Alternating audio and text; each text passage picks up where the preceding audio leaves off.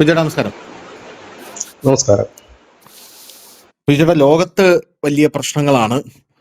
ഇപ്പോ ഇറാനും അമേരിക്കയും ഇസ്രായേലും തമ്മിലുള്ള യുദ്ധം തുടങ്ങിയപ്പോൾ ആദ്യം തന്നെ ബിജുചേട്ടൻ പറഞ്ഞു ഈ യുദ്ധത്തിൽ ഏറ്റവും കൂടുതൽ ബാധിക്കപ്പെടാൻ പോകുന്നത് GCC രാജ്യങ്ങളായിരിക്കും. ഇറാൻ ഒരുപാട് മിസൈലുകൾ അങ്ങോട്ടേക്ക് അയക്കുമെന്ന് പറഞ്ഞു. അയച്ചു. അമേരിക്കൻ ബേസുകളിലേക്ക് ആദ്യം അയച്ചു. അമേരിക്ക തിരിച്ച് ഇറാന്റെ പല സ്ഥലങ്ങളിൽ അടിച്ചു. അതിൽ ഇറാന്റെ റിഫൈനറികൾ ഉണ്ടായിരുന്നു. അതിനുശേഷം GCCയിലെ വലിയ രീതിയിലുള്ള LPG LNG പ്ലാന്റുകളിലേക്ക് അടി നടത്തി. ഖത്തറിലടക്കം അടിച്ചു. 40% നമ്മുടെ LNG വരുന്നത് അവിടെ നിന്നാണ്. അതോടുകൂടി അന്ന് അടിച്ച ആ ദിവസം തന്നെ 40% നമ്മുടെ വ്യാവസായിക മേഖലയ്ക്ക് കട്ട് ചെയ്തു നമ്മുടെ ഇന്ത്യ. അതിനുശേഷം വ്യാവസായിക മേഖലയ്ക്ക് സമ്പൂർണ്ണമായി ഇത് കട്ട് ചെയ്ത് എസ്മ പ്രഖ്യാപിച്ചു. ഇപ്പോ ഖത്തറിൽ ആ പ്ലാന്റ് സമ്പൂർണ്ണമായി അടച്ചിട്ട് 5 വർഷം അതിന്റെ പണി പൂർത്തിയാകാൻ വേണമെന്നാണ് ഖത്തർ പറഞ്ഞുകൊണ്ടിരിക്കുന്നത്. യുദ്ധം ഇങ്ങനെ നീണ്ടുപോയാൽ ഒരുപാട് സമയമെടുക്കും.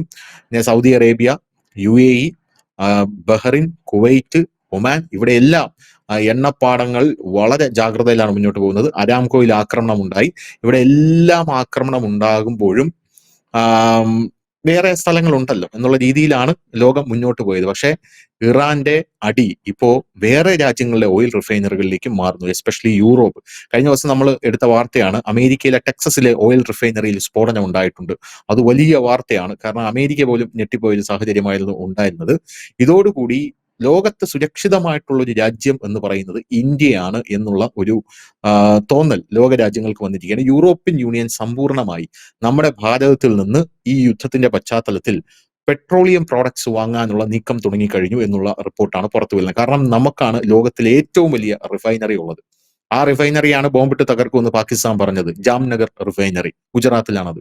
അപ്പോൾ അത് സേഫാണ്, സുരക്ഷിതമാണ്. നമ്മളെ അടിപിടിക്കൊന്നും പോകുന്നൊരു രാജ്യമല്ല. നമ്മളെ ചൊറിഞ്ഞാൽ നമ്മൾ കയറി മാന്തും, അത്ര മാത്രമേ ഉള്ളൂ. അപ്പോഴും വളരെ സുരക്ഷിതമായിട്ടാണ് നമ്മൾ കാര്യങ്ങളൊക്കെ വളരെ പ്ലാൻ ചെയ്ത് ഒരു യുദ്ധം തുടങ്ങുന്നതിന് മുമ്പ് പോലും ഡൊണാൾഡ് ട്രംപിനെ പോലെ ഞാൻ അടിക്കാൻ പോകുന്നു, ഞാൻ ഡീഗോ ഗാർഷ്യയിൽ ഇത് കൊണ്ടിട്ടു, ഞാനിപ്പം മെസ്സേജിലേക്ക് എന്നൊന്നും ഇന്ത്യ പറയില്ല. ഇന്ത്യ 15 ദിവസം 16 ദിവസം കറക്റ്റ് വെയിറ്റ് ചെയ്ത് ഒരു മോക്ക് ഡ്രില്ല് നടത്താൻ പോകുന്നു എന്ന് പറഞ്ഞ് മോക്ക് ഡ്രില്ല് നടത്തുന്ന ആ സമയത്ത് ഇവർ വിചാരിക്കും നടത്തി കഴിഞ്ഞ് 2 ദിവസം കഴിഞ്ഞായിരിക്കും അടിയുന്നത്. പക്ഷെ നടത്താൻ പോകുന്ന ആ ദിവസം തന്നെ നമ്മൾ കയറി അടിച്ച് 2 ദിവസത്തെ എല്ലാം നിരപ്പാക്കി വൃത്തിയാക്കി നമ്മൾ തിരിച്ചു വരും.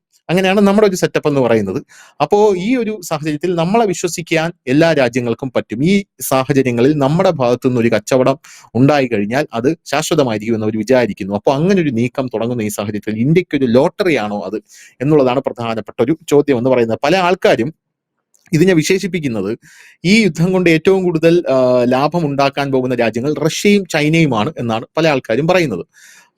റഷ്യ ഇപ്പോ എണ്ണ കച്ചവടം നടത്തി നല്ല രീതിയിൽ മുന്നോട്ട് പോവുകയാണ്. ഉപരോധമൊക്കെ മാറിക്കിട്ടി. അമേരിക്ക എടുത്ത് മാറ്റി. അത് അമേരിക്ക മാറ്റിയേ പറ്റൂ. പിന്നെ ചൈനയും സമാനമായിട്ടുള്ള രീതിയിൽ പല മേഖലകളിലും പിടിമുറുക്കുന്നുണ്ട്. ഇപ്പൊ വളം മേഖലയായിരുന്നാലും പല മേഖലയായിരുന്നാലും ചൈന ലോകരാജ്യങ്ങളെ ഞെരുക്കാൻ കഴിവുള്ള ഒരു രാജ്യമാണ്. പക്ഷേ ഇന്ത്യയെ സംബന്ധിച്ച് പറയുമ്പോൾ ഇന്ത്യക്ക് എന്താണുള്ളതെന്ന് ചോദിച്ചു കഴിഞ്ഞാൽ ഇപ്പോൾ ഇന്ത്യക്കാണ് ഇതിൽ ഏറ്റവും കൂടുതൽ നേട്ടം വരാൻ പോകുന്നത് എന്നാണ് പല റിപ്പോർട്ടുകളും സൂചിപ്പിക്കുന്നത്. എന്ത് തോന്നുന്നു? ഇത് സത്യമാണ്? ഈ ലോകത്തിന്റെ നമ്മൾ യുദ്ധം തുടങ്ങിക്കഴിഞ്ഞപ്പോൾ എല്ലാവരും മിഡിൽ ഈസ്റ്റിലെ എണ്ണ വരവ് നിൽക്കും എന്ന് എല്ലാവർക്കും അറിയാമായിരുന്നു. കാരണം യുദ്ധം കൊടുമ്പരി കൊണ്ടുവരുമ്പോൾ മിഡിൽ ഈസ്റ്റിലുള്ള നമ്മൾ പറഞ്ഞ 2 കാര്യങ്ങളുണ്ട്. ഒന്ന്, ഹോർമിസ് അവർ തകർക്കും. രണ്ടാമത്തേത്, അവിടുത്തെ ഈ എണ്ണ ശുദ്ധീകരണ ശാലകളും എണ്ണപ്പാടങ്ങൾക്കും ഇറാൻ തീയിടും. കാരണം ഇതിനു മുമ്പ് അവർ ചെയ്തിട്ടുണ്ട്, അങ്ങനെ തീയിടും. അങ്ങനെ അവരുടെ സമ്പത്ത് കാര്യങ്ങളെല്ലാം നശിക്കും. ഒടുവിൽ അവർ ആ അവരുടെ ജലപ്ലാന്റുകൾക്ക് കൂടി ആക്രമിച്ചു കഴിഞ്ഞാൽ വെള്ളം കൂടി പോലും മുട്ടിപ്പോകുന്ന ഒരു അവസ്ഥയിലേക്ക് വരുമെന്നാണ്. പക്ഷെ ഇത് മിഡിൽ ഈസ്റ്റിൽ മാത്രം ഒതുങ്ങുന്ന ഒരു കാര്യമല്ല എന്നാണ് കഴിഞ്ഞ ദിവസങ്ങളിലെ വാർത്ത വന്നിരിക്കുന്നത്. നമ്മൾ കണ്ടതാണ്, റഷ്യ ഉക്രൈൻ വാർ നടക്കുന്ന സമയത്ത് ഉക്രൈൻ ഈ സമീപകാലത്തെല്ലാം ചെയ്തിരുന്ന പണി റഷ്യയുടെ റിഫൈനറികൾ അടിച്ചു കളയുക എന്നുള്ളതായിരുന്നു. 2 പ്രധാനപ്പെട്ട വലിയ റിഫൈനറികളാണ് ഈ ഉക്രൈൻ ആക്രമിച്ചത്. അത് കേടുപാടുകൾ പറ്റി പൂട്ടിക്കിടക്കുകയാണ്. അതുപോലെ തന്നെ റഷ്യയുടെ എണ്ണ കൊണ്ടുപോകുന്ന അല്ലെങ്കിൽ എണ്ണ വ്യാപാരം നടക്കുന്ന തുറമുഖങ്ങൾ വലിയ ആക്രമണം ഉക്രൈൻ നടത്തുകയുണ്ടായി. അപ്പോൾ ഇത് എണ്ണ, അതായത് ഒരു രാജ്യത്തിന്റെ സമ്പത്ത് നശിപ്പിക്കുന്ന രീതിയിലേക്കാണ് യുദ്ധങ്ങൾ പോകുന്നത്. ഇത് റഷ്യ ഉക്രൈൻ വാർ നടക്കി സംഭവിച്ചതാണ്. പക്ഷെ കഴിഞ്ഞ ദിവസം അമേരിക്കയിലെ ടെക്സസിൽ ഇതേപോലത്തെ തന്നെ ഒരു റിഫൈനറി, കൂറ്റൻ വലേനെ എന്ന് പറയുന്ന ഒരു കൂറ്റൻ റിഫൈനറിയാണ് ആക്രമണത്തിൽ തീ പിടിച്ച് തകർന്നത്. അത് കൂട്ടിയിട്ടിരിക്കുകയാണ്. അപ്പൊ അത് അമേരിക്കയിലെയും എണ്ണ ഉൽപാദന സംഭരണശാലകൾക്കും അങ്ങനെ സംഭവിക്കുന്നുണ്ട്. മിഡിൽ ഈസ്റ്റിൽ സംഭവിക്കുന്നുണ്ട്, റഷ്യയിൽ സംഭവിക്കുന്നുണ്ട്. ഈ സാഹചര്യത്തിലാണ് ധനുഷ് ചോദിച്ച ചോദ്യത്തിന് പ്രസക്തി കയറുന്നത്. ഇവിടെ ഏപ്രിൽ 15 കഴിഞ്ഞ നമ്മൾ മുമ്പ് ഒരു ചർച്ച ഞാൻ പറഞ്ഞിരുന്നു. അന്ന് റഷ്യ പറഞ്ഞൊരു കാര്യമുണ്ട്, ഞങ്ങളെ ഉപരോധിക്കും. ഏപ്രിൽ 15 മുതൽ ഉപരോധം തുടങ്ങാനിരുന്ന യൂറോപ്യൻ യൂണിയൻ രാജ്യങ്ങൾ റഷ്യക്കെതിരെ. അപ്പം അപ്പോഴാണ് യുദ്ധം നടന്നത് മിഡിൽ ഈസ്റ്റിൽ. അപ്പൊ പുടിൻ എന്ത് വെച്ചാൽ ആ യുദ്ധത്തിന് തൊട്ട് മുമ്പ്, ആ യുദ്ധം തുടങ്ങുന്നതിന്റെ ഒരു തിരികൊളുത്തിയ സമയത്ത് തന്നെ പുടിൻ ഈ പൈപ്പ് ലൈൻ അങ്ങ് പൂട്ടിക്കളഞ്ഞു അങ്ങോട്ടേക്കുള്ള റഷ്യ എന്നുള്ള യൂറോപ്യൻ യൂണിയൻ രാജ്യങ്ങളിലേക്കുള്ള ഗ്യാസിന്റെ. എന്നിട്ട് പുള്ളി പറഞ്ഞത്, നിങ്ങൾ എന്തായാലും 15-ാം തീയതി ഏപ്രിൽ 15-നല്ലേ ഉപരോധം വെക്കുന്നത്, അതിന് മുമ്പേ തന്നെ ഞാൻ നിങ്ങളെ ഉപരോധിക്കുന്നു പറഞ്ഞ് പൂട്ടിട്ട് പോയതാ. അപ്പൊ അതിനുശേഷം ഈ യൂറോപ്യൻ യൂണിയൻ രാജ്യങ്ങൾ കർശനമായ നിലപാടെടുത്തു. ഹംഗറി ഉൾപ്പെടെയുള്ള രാജ്യങ്ങൾ റഷ്യയോടൊപ്പം നിന്നിട്ടാണ് എണ്ണ വാങ്ങുന്നത്. റഷ്യയുമായി നല്ല ബന്ധമുള്ള രാജ്യമാണ്. അപ്പോ യൂറോപ്യൻ യൂണിയൻ രാജ്യങ്ങൾ പറഞ്ഞ് 2027, അതായത് നെക്സ്റ്റ് ഇയർ സ്റ്റാർട്ടിങ് ആകുമ്പോഴേക്കും നമുക്ക് എണ്ണ പൂർണ്ണമായി നിർത്തണം, എല്ലാ യൂറോപ്യൻ കൺട്രീസും നിർത്തണം എന്ന് പറഞ്ഞു. അപ്പൊ അതിനകത്ത് ഏറ്റവും തട്ടുകേട് കെട്ടിയ രാജ്യം ഇന്ത്യയായിരുന്നു. റഷ്യ ഉക്രൈൻ യുദ്ധത്തിൽ ഏറ്റവും നേട്ടം ഉണ്ടാക്കിയ രാജ്യം ഇന്ത്യ. കാരണം നമ്മൾ ഇതുവരെ റഷ്യയുടെ അങ്ങനെ എണ്ണ വാങ്ങിയിരുന്നില്ല. 2022 ഈ റഷ്യ ഉക്രൈൻ യുദ്ധം ഉണ്ടായി കഴിഞ്ഞപ്പോഴത്തേനും വില കുറച്ച് എണ്ണ കിട്ടുന്നതുകൊണ്ട് നമ്മുടെ കംപ്ലീറ്റ് ഇടപാട് അങ്ങോട്ടാക്കി. അങ്ങനെ നമ്മൾ 3-4 കൊല്ലം കൊണ്ട് നല്ല രീതിയിൽ തന്നെ നമുക്ക് നമ്മുടെ ഇവിടുത്തെ വില പിടിച്ചു നിർത്താൻ പറ്റിയെന്ന് മാത്രമല്ല, ഒരുപാട് നമ്മുടെ പൊതുമേഖലാ സ്ഥാപനങ്ങൾ, എണ്ണ കമ്പനികൾക്കൊക്കെ നഷ്ടത്തിൽ ഓടിയിരുന്നതൊക്കെ ഒരു നല്ല ലാഭത്തിലേക്ക് എത്താൻ കഴിഞ്ഞു. അതാണ് ട്രംപ് ഒരിക്കൽ പറഞ്ഞില്ലേ, ഇവന്മാർ ഈ പൈസ മുഴുവൻ, ഈ യുദ്ധത്തിന്റെ ഉക്രൈനിലെ പാവങ്ങളെ കൊന്നിട്ട് ആ പൈസ മുഴുവൻ കൊണ്ട് ഇന്ത്യക്കാർ സമ്പന്നരാകുകയാണെന്ന് പുള്ളി വിളിച്ചു പറഞ്ഞു. അപ്പം ഈ യൂറോപ്യൻ യൂണിയൻ രാജ്യങ്ങൾക്ക് വിൽക്കുകയാണ് നമ്മൾ ചെയ്തുകൊണ്ടിരുന്നത്. ഈ എണ്ണ കൊണ്ടിരുന്നു, പെട്രോൾ പ്രൊഡക്ട്സുകൾ ഇവിടെ ഉണ്ടാക്കിക്കൊണ്ട് യൂറോപ്യൻ യൂണിയൻ രാജ്യങ്ങൾക്ക് വിൽക്കുകയാണ്. അപ്പം യൂറോപ്പ് എന്ത് തീരുമാനിച്ചു, റഷ്യയുടെ എണ്ണ വാങ്ങൽ നിർത്തുന്നു എന്ന് തീരുമാനിച്ചതോടുകൂടി ഇന്ത്യയുടെ കച്ചവടം പൂട്ടി എന്ന് പറഞ്ഞാൽ കുറഞ്ഞു ഒട്ടുമില്ല. അങ്ങനെ വന്നപ്പോഴാണ് നമ്മുടെ റിലയൻസ് മുതലാളി നേരെ അമേരിക്കയ്ക്ക് വെച്ച് പിടിക്കുകയും അമേരിക്ക റിഫൈനറി ഉണ്ടാക്കുകയും ഞങ്ങൾ ഇനി മുതൽ ഇവിടെ നിന്നുണ്ടാക്കി എല്ലായിടത്തും കൊടുക്കുന്നത്. കാരണം റിലയൻസിന്റെ മെയിൻ ഇൻകം എന്ന് പറയുന്നത് പുറത്തെ യൂറോപ്യൻ യൂണിയൻ രാജ്യങ്ങൾക്ക് ഈ പെട്രോൾ പ്രൊഡക്ട്സുകൾ കൊടുത്തിട്ട് ഉണ്ടാക്കുന്ന ലാഭം തന്നെയാണ്. അപ്പൊ അങ്ങനെയാണ് റിലയൻസ് അവിടെ പോകാനൊക്കെ സംഭവം വന്നത്. പക്ഷെ ഇപ്പൊ യൂറോപ്യൻ യൂണിയൻ രാജ്യങ്ങൾ പറയുന്നത് തൽക്കാലം ഞങ്ങൾ ഉപരോധത്തിനില്ല റഷ്യ അടുത്ത്, അത് പിന്നീട് ഞങ്ങൾ തീരുമാനിക്കും. അപ്പൊ അതുകൊണ്ട് എന്ത് സംഭവിച്ചു എന്ന് വെച്ച് കഴിഞ്ഞാൽ വീണ്ടും ഇന്ത്യയുടെ പക്കൽ നിന്ന് ഈ പ്രൊഡക്റ്റുകൾ വാങ്ങും. കാരണം വേറെ വഴിയില്ല അവർക്ക്. അതായത് ഇന്ത്യ റഷ്യയിൽ നിന്ന് എണ്ണ വാങ്ങുന്നു, ആ എണ്ണ ഇവിടെ സംസ്കരിച്ചിട്ട് ഇവർക്ക് നൽകുന്നു. ഇതാരും മുമ്പ് നടന്നുകൊണ്ടിരുന്നത്, അത് വീണ്ടും ഊർജിതമായിട്ട് നടക്കുകയാണ്.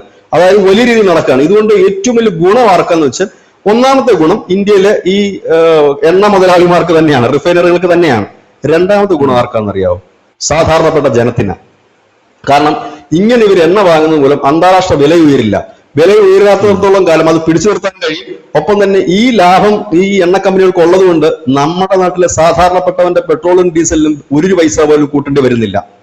അതായത് സാധാരണപ്പെട്ട ജനത്തിനെയും മുതലാളിയെയും ഒരേ സമയം തന്നെ സന്തുഷ്ടരാക്കിക്കൊണ്ടെടുക്കുന്ന ഒരു തീരുമാനമായിട്ടാണ് അതിനെ കാണാൻ കഴിയുന്നത്. അതായത് ഈ സമീപകാലത്ത് നാം കണ്ടിരിക്കുന്ന ഒരു പ്രധാനപ്പെട്ട കാര്യം, ലോകത്ത് എവിടെ യുദ്ധം ഉണ്ടായാലും ഒരു വഴിക്കല്ലേ മറ്റൊരു വഴിക്ക് ലാഭം കിട്ടുന്ന ഒരു രാജ്യമായി ഇന്ത്യ മാറുന്നത്. അതെന്തുകൊണ്ടാണെന്ന് വെച്ചാൽ വളരെ നല്ല രീതിയിലുള്ള ഒരു നയതന്ത്ര ബന്ധം കാത്തു സൂക്ഷിക്കുന്നുണ്ട്, തന്ത്രപരമായി നീങ്ങുന്നുകൊണ്ടാണ് അത് സംഭവിക്കുന്നത്. നമുക്കറിയാം, ലോകത്ത് യുദ്ധം ഉണ്ടാകുമ്പോൾ എല്ലാ രാജ്യങ്ങളും ഏതെങ്കിലും ഒരു രാജ്യത്തിന്റെ പക്ഷം പിടിക്കും. പക്ഷെ ഇവിടെ പക്ഷം പിടിക്കാതെ ഈ രാജ്യത്തിലെ ജനങ്ങൾക്ക് ഉപകാരപ്രദമായ രീതിയിൽ അവിടെ നിന്ന് കൊണ്ടുവരാമെന്നുള്ള കഴിഞ്ഞ ദിവസം ഒരു തീരുമാനമെടുത്തല്ലോ ഇന്ത്യ പറഞ്ഞില്ല, ഞങ്ങൾ ഇറാനിൽ നിന്ന് എണ്ണ വാങ്ങാൻ തീരുമാനിച്ചിരിക്കുന്നു, ഞങ്ങൾ എണ്ണ വാങ്ങാൻ തീരുമാനിച്ചിരിക്കുന്നു, എണ്ണയും ഗ്യാസും ഞങ്ങൾ ഇറക്കാൻ തീരുമാനിച്ചിരിക്കുന്നു, ഇനി ഉപരോധം കാര്യങ്ങളും നോക്കിയതൊരു കാര്യം. അപ്പം എല്ലാവരും ചോദിച്ചൊരു ചോദ്യമുണ്ട്, എങ്ങനെയാണ് നിങ്ങൾ ട്രാൻസാക്ഷൻ നടത്തുന്നതെന്ന് ചോദിച്ചു. അവര് അതിനെക്കുറിച്ച് ഇന്ത്യ പറഞ്ഞില്ല. കാരണം ട്രാൻസാക്ഷൻ നടത്താൻ വകുപ്പില്ല. ഇന്ന് നമ്മൾ അതിനെക്കുറിച്ച് വിശദമായി പറഞ്ഞതുകൊണ്ട് ഇന്ന് ഞാൻ പറയുന്നില്ല. ഇന്നിപ്പോ യൂറോപ്യൻ യൂണിയൻ രാജ്യങ്ങൾ പറയുന്നുണ്ട് ഞങ്ങൾ ഉപരോധം പ്രഖ്യാപിക്കുന്നില്ലെന്ന് പറയുമ്പോൾ സ്വാഭാവികമായി തന്നെ അവർക്ക് ട്രാൻസാക്ഷൻ തടസ്സങ്ങളൊന്നും തന്നെ വരുന്നില്ല. റഷ്യൻ എണ്ണയ്ക്ക് ഉപരോധം ഏർപ്പെടുത്തി കഴിഞ്ഞാൽ പണത്തിന്റെ ഇടപാട് പിന്നെ നടക്കുന്നില്ലല്ലോ ആ ബാങ്കുകളുമായിട്ട്. ഇപ്പൊ അതും വരുന്നില്ല, ആ വിഷയങ്ങളും വരുന്നില്ല. ഇവിടെയാണെങ്കിൽ ആകെ കുഴഞ്ഞു മറിഞ്ഞു നിൽക്കുന്ന ഒരവസ്ഥ. പക്ഷെ ഇതിനകത്ത് മറ്റൊരു വലിയൊരു ഭീതിജനകമായ ഒരു അവസ്ഥയുണ്ട്. പക്ഷെ കഴിഞ്ഞ ദിവസം നമ്മുടെ പ്രധാനമന്ത്രി തന്നെ ജനങ്ങളെ അഭിസംബോധന ചെയ്തപ്പോൾ പറഞ്ഞു, ഈ നമ്മുടെ കൊറോണ കാലത്തെ പോലെ ഒരു ഷട്ട് ഡൗണിലേക്ക്, ലോക്ക്ഡൌണിലേക്ക് നമ്മൾ ഒരു പക്ഷെ നീങ്ങേണ്ടി വന്നേക്കാം. നമ്മൾക്ക് മനസ്സിലാക്കാൻ കഴിയുന്ന സർക്കാരിന്റെ കയ്യിലുള്ള ഒരു പ്ലാൻ അനുസരിച്ചിട്ട് ഈ എണ്ണ പ്രതിസന്ധി രൂപമാണെങ്കിൽ ഇരട്ട അക്ക നമ്പർ സിസ്റ്റത്തിലേക്ക് നമ്മുടെ വാഹനങ്ങൾ ഒരുപക്ഷെ മാറിയേക്കാം. പ്രേക്ഷകർക്ക് പലർക്കും അറിയാം ഈ ഇരട്ടക്ക നമ്പർ എന്താണെന്നുള്ളത്. നമ്മൾ ദില്ലിയിലൊക്കെ ഇത് കണ്ടിട്ടുണ്ട്. ദില്ലിയിൽ ഈ അന്തരീക്ഷ മലിനീകരണം ശക്തമാകുന്ന സാഹചര്യത്തിൽ അവിടുത്തെ സർക്കാരുകൾ ഏറ്റവും ആദ്യം ചെയ്യുന്ന ഈ ഇരട്ടക്ക നമ്പറുകളായിരുന്നു. അതായത് നമ്മുടെ വാഹനത്തിന്റെ നമ്പർ, ആ നമ്പർ കൂട്ടി നോക്കുമ്പോൾ ഒറ്റ സംഖ്യയാണ് കിട്ടുന്നതെങ്കിൽ ആ വാഹനത്തിന് ഒരു ദിവസം തിങ്കളാഴ്ചയാണെങ്കിൽ യാത്ര ചെയ്യാൻ പറ്റൂ, അല്ലെങ്കിൽ ആ വാഹനത്തിന് തിങ്കളാഴ്ച പെട്രോൾ ലഭിക്കുകയുള്ളൂ പമ്പിൽ നിന്ന്. അടുത്ത ദിവസം ഇരട്ട നമ്പർ, അതായത് ഈ നമ്പറുകൾ കൂട്ടിയിട്ട് നമ്മൾ കിട്ടുന്ന തുക 2 അക്കമാണെങ്കിൽ ആ ഇരട്ട അക്കത്തിന് ഉള്ളവർക്ക് അടുത്ത ദിവസം യാത്ര ചെയ്യുകയോ ഇല്ലെങ്കിൽ അടുത്ത ദിവസം പമ്പിൽ നിന്ന് പെട്രോൾ ലഭിക്കില്ല. ആ 1ാം നമ്പറുകാർക്ക് മാത്രമേ കിട്ടൂ. രണ്ടാം നമ്പർ ആൾക്ക് അടുത്ത ദിവസം കിട്ടും. അങ്ങനെ വെച്ചിട്ടൊരു സംവിധാനമായിരുന്നു. അത് ഡൽഹിയിൽ നമ്മൾ നടപ്പാക്കിയിട്ടുള്ളതാണ്. ആദ്യമൊക്കെ കുറെ മുറുമുറുപ്പൊക്കെ വന്നിരുന്നു, പിന്നീട് അത് ഡൽഹിക്കാര് അക്സെപ്റ്റ് ചെയ്തു. പിന്നീട് അവര് പതുക്കെ മെട്രോയിലേക്കും മറ്റ് സംവിധാനങ്ങൾക്കും പൊതു ബസ്സുകളിലേക്കും ഗതാഗത രംഗത്തേക്കൊക്കെ അവർ പതുക്കെ ഷിഫ്റ്റ് ചെയ്യാൻ തുടങ്ങി. സ്വാഭാവികമാണല്ലോ. ഇപ്പൊ ഒന്നിടവിട്ട ദിവസങ്ങൾ മാത്രമേ എനിക്ക് എന്റെ കാറ് പുറത്തോട്ടെടുക്കാൻ പറ്റുന്നുള്ളെങ്കിൽ പിന്നെ ഞാൻ എന്ത് ചെയ്യും? എനിക്ക് ഒരു ദൂര സ്ഥലത്ത് ജോലിക്ക് പോകേണ്ട ഒരാളാണെങ്കിൽ ഞാൻ സ്വാഭാവികമായി പിന്നെ ട്രെയിനിനെ ആശ്രയിക്കും. ഇല്ലാന്നുണ്ടെങ്കിൽ ഞാൻ ബസ്സിനെ ആശ്രയിക്കും. എന്തിനാ ഈ റിസ്ക് എടുക്കുന്നത്? ഒരു ദിവസം പോയി പിന്നെ ഒരു ദിവസം ട്രെയിനിന് പോകണം, ഒരു ദിവസം പോയി പിന്നെ അടുത്ത ദിവസം ബസ്സിന് പോകണം. അതിനേക്കാൾ ഭേദം ഇതല്ലേ എന്ന് ചിന്തിച്ച് പതുക്കെ മാറാൻ തുടങ്ങി. പക്ഷെ അവിടെ ഒരുപാട് നടപടികൾ പിന്നീട് വന്നു, പഴയ വാഹനങ്ങളൊക്കെ മാറ്റുണ്ടാക്കും. ഇപ്പൊ ഇവിടെ ഇത്തരത്തിലുള്ള കാര്യങ്ങൾ ചെയ്യുന്നു. ഒപ്പം തന്നെ റേഷനിങ് സംവിധാനത്തിലൂടെ ഒരുപക്ഷെ ഭാവി ഇത് ശക്തമാവുകയാണെങ്കിൽ, കാരണം ഈ ലോകത്തുള്ള എല്ലാ എണ്ണ റിഫൈനറുകൾക്ക് നേരെയും ഈ ആക്രമണം നടക്കുകയും വലിയ രീതിയിൽ എണ്ണ പ്രതിസന്ധി വരികയും ചെയ്തു കഴിഞ്ഞാൽ സ്വാഭാവികമായി തന്നെ നമ്മളും റേഷനിങ്ങിന് പോകേണ്ടി വരും. ഒരാൾക്ക് ഇത്ര, ഒരു വണ്ടിയുടെ രജിസ്ട്രേഷൻ അനുസരിച്ചിട്ട് ആ വണ്ടിക്ക് ഒരു ദിവസം ഇത്ര ലിറ്റർ പെട്രോൾ അല്ലെങ്കിൽ ഡീസൽ കൊടുക്കുക എന്നൊരു അവസ്ഥയിലേക്ക് വരും. അത് വരുമ്പോൾ ഉള്ള കുഴപ്പം, പെട്രോളിന് പ്രശ്നമില്ല, പെട്ടെന്ന് പ്രേക്ഷകരെല്ലാം ചിന്തിക്കുന്ന സ്കൂട്ടറും കാറും ആയിരിക്കും. പക്ഷെ അവിടെ അല്ല പ്രശ്നം അതിന്റെ. അങ്ങനെ റേഷനിങ് വന്നു കഴിഞ്ഞാൽ നമ്മുടെ ഈ ചരക്ക് ഗതാഗതത്തെ വലിയ രീതിയിൽ അത് ബാധിക്കും. കാരണം നമ്മുടെ ഡീസൽ അടിച്ചാൽ മാത്രമേ ചരക്ക് ഒരു സ്ഥലത്ത് നിന്ന് വേറൊരു സ്ഥലത്തേക്ക് മൂവ് ചെയ്യത്തുള്ളൂ. ചരക്ക് ഗതാഗതത്തേക്ക് ബാധിക്കും. അതുകൊണ്ടാണ് പ്രധാനമന്ത്രി നരേന്ദ്രമോദി പറഞ്ഞത് ഒരുപക്ഷെ അങ്ങനെ പോയേക്കാ ലോകം. അതുകൊണ്ടാണ് ഇന്ത്യ വളരെ അഗ്രസീവായിട്ട്, വളരെ ഇൻട്രസ്റ്റ് ആയിട്ട് ഈ യുദ്ധം എങ്ങനെയെങ്കിലും തീർക്കാൻ വേണ്ടിയിട്ട് ഓടി നടക്കുന്നത്.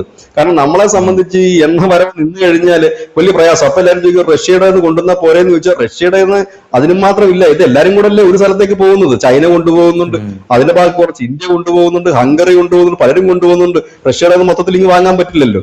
അപ്പം നമ്മൾ പല വഴിക്കുന്നു നോക്കുന്നുണ്ട്. ഇത് വരുന്ന കാലതാമസം ഇതെല്ലാം കൂടെ കണക്കിലെടുത്താണ് അദ്ദേഹം അത് പറഞ്ഞത്.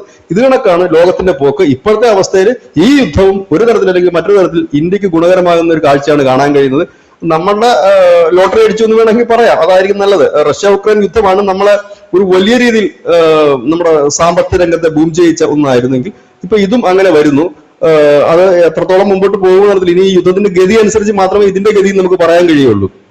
കാരണം ഈ ട്രംപ് ആയതുകൊണ്ട് ചിലപ്പം ഇത്തരത്തിൽ പോകുന്ന ഷിപ്പുകളൊക്കെ ആക്രമിക്കാൻ ശ്രമിച്ചു കഴിഞ്ഞാൽ വലിയ പ്രയാസമായിരിക്കും. ഇത് പറയുമ്പോൾ ഞാൻ മുമ്പ് നോട്ടർഡാംസിന്റെ ഒരു പ്രവചനം വളരെ വർഷങ്ങൾക്ക് മുമ്പ് ഞാൻ കേട്ടിരുന്നു. അതിനകത്ത് പറഞ്ഞിരുന്നൊരു കാര്യം ഞാൻ ഇപ്പൊ ഓർത്തുപോയി ഇത് പറഞ്ഞപ്പോ. അതുകൊണ്ടൊന്ന് പറഞ്ഞ് നമുക്ക് അവസാനിപ്പിക്കാം. അതിനകത്ത് പറഞ്ഞത് 3-ാം ലോക മഹായുദ്ധത്തില് ഇന്ത്യ പങ്കെടുക്കില്ല. പകരം യുദ്ധം കൊടുമ്പിരി കൊള്ളുമ്പോൾ ഇന്ത്യയിലേക്ക് വരുന്ന ഒരു റഷ്യൻ ഷിപ്പിന് അരിയുമായിട്ടോ അങ്ങനെ എന്തോ ആയിട്ട് വരുന്നു. ഇപ്പോഴത്തെ സമയത്ത് അന്ന് നോട്ടർഡാംസ് പറയുമ്പോൾ ചിലപ്പം അരിയെന്നൊക്കെ ആയിരിക്കും പറയുന്നത്. ഓയിലിന്റെ കാര്യമൊന്നും അദ്ദേഹത്തിനൊന്നും അറിയില്ലല്ലോ, ക്രൂഡ് ഓയിലിന്റെ കാര്യം. ചിലപ്പോ അങ്ങനത്തെ ഒരു ഷിപ്പിനെ അമേരിക്ക ആക്രമിക്കുകയും അങ്ങനെ റഷ്യയും ഇന്ത്യയും ഇതിനെതിരെ പ്രതികരിക്കുകയും ചെയ്യുമ്പോൾ ഇവരും ഓട്ടോമാറ്റിക്കലി ഈ യുദ്ധത്തിൽ അണിചേരുമെന്നാണ് നോട്ടർഡാംസ് പറഞ്ഞതായിട്ടാണ് ഞാൻ ഓർക്കുന്നത്. ഇത് ഇപ്പൊ പറഞ്ഞതല്ല, വർഷങ്ങൾക്ക് മുമ്പ് ഞാൻ കേട്ടിരുന്ന കാര്യമാണ്. ഇപ്പൊ അത് കേൾക്കുമ്പോൾ എനിക്ക് ഇതുമായി സമാനമായ രീതിയിലേക്കാണ് കാര്യങ്ങൾ പോകുന്നത്. കാരണം റഷ്യയുടെ ഇങ്ങനെ അണുസൂതം എണ്ണ ഷിപ്പുകളിൽ ഒഴുകിയെത്തുമ്പോൾ ട്രംപ് അല്ലേ ഒരുപക്ഷെ ഇങ്ങോട്ടേക്കും ഒരു ആക്രമണം നടത്തിയേക്കാം ഈ ഷിപ്പുകൾക്ക് നേരെ. അങ്ങനെയെങ്കിൽ അതൊരു വലിയ യുദ്ധത്തിലേക്ക് കലാശിക്കുകയും ചെയ്യാം. ഇപ്പൊ നിലവിൽ അങ്ങനത്തെ സിറ്റുവേഷൻസ് ഉണ്ട്. കഴിഞ്ഞ ദിവസം നമ്മൾ ചർച്ച ചെയ്തിരുന്നില്ലേ, ഇന്ത്യയുടെയും റഷ്യയുടെയും ഇറാന്റെയും കൂടെ സംയുക്ത ആഭിമുഖ്യത്തിലുള്ള ഒരു ഇടനാഴി അവര് തകർത്ത് കളഞ്ഞില്ലേ അമേരിക്ക. ചൈനയുടെ റൂട്ട് അവർ തകർത്ത് കളഞ്ഞില്ലേ. ഇതെല്ലാം അവർ തൽക്കാലത്തേക്ക് അടങ്ങിയിരിക്കുന്നത് വെച്ചാൽ പെർമനന്റ് ആയിട്ട് ഒരു രാജ്യം അടങ്ങിയിരിക്കില്ല. നമ്മുടെ അണ്ണാക്കി കഴിഞ്ഞ് കഴിഞ്ഞാൽ ആരായാലും പ്രതികരിക്കും. ഇപ്പൊ അമേരിക്കയിൽ ആരായാലും അങ്ങനെ തന്നെ ചെയ്യത്തുള്ളൂ. ഒരു രാജ്യത്തിന്റെ എന്തുകൊണ്ടാണ് ഇറാൻ ഇത്രത്തോളം ആക്രമണം ശക്തമാക്കിയത്? ഗാർഗ എന്ന് പറയുന്നവരുടെ ദ്വീപിന്റെ, അവരുടെ സമ്പത്തിന്റെ, അവരുടെ വരുമാനത്തിന്റെ, അവരുടെ കഞ്ഞിയിലേക്കാണ് ഇവന്മാർ കൊണ്ടുവന്ന് മിസൈൽ ഇട്ട്. അപ്പോഴാണ് അവർ തിരിച്ചടിക്കാൻ ശ്രമിച്ചത് എന്നുള്ളതാണ് മറ്റൊരു കാര്യം. ഇല്ലായിരുന്നെങ്കിൽ ഇതില്ല. ഈ ട്രംപ് പറയുന്ന 1 മന്തും ഇല്ല 5 ഡേയ്സും എന്നൊക്കെ പറഞ്ഞാൽ അദ്ദേഹത്തിന് യുദ്ധത്തിന് കുറച്ചുകൂടെ സജ്ജമാകാൻ വേണ്ടിയിട്ട് എടുക്കുന്ന ടൈമാണത്. അവർക്ക് ഒന്നുകൂടെ ഒന്ന് കറക്റ്റ് ആകാൻ. ഒരു യുദ്ധം ഉണ്ടാകുമ്പോൾ ബ്രേക്ക് ആവശ്യമാണല്ലോ. ഏത് അടിക്കായാലും ഏത് പരിപാടിക്കായാലും ഒരു ഇന്റർവെൽ വേണമല്ലോ. അപ്പൊ ആ ഒരു ഇടവേളയാണ് അദ്ദേഹം ഉദ്ദേശിക്കുന്നതെന്നാണ് നമുക്ക് മനസ്സിലാക്കാൻ പറ്റുന്നത്.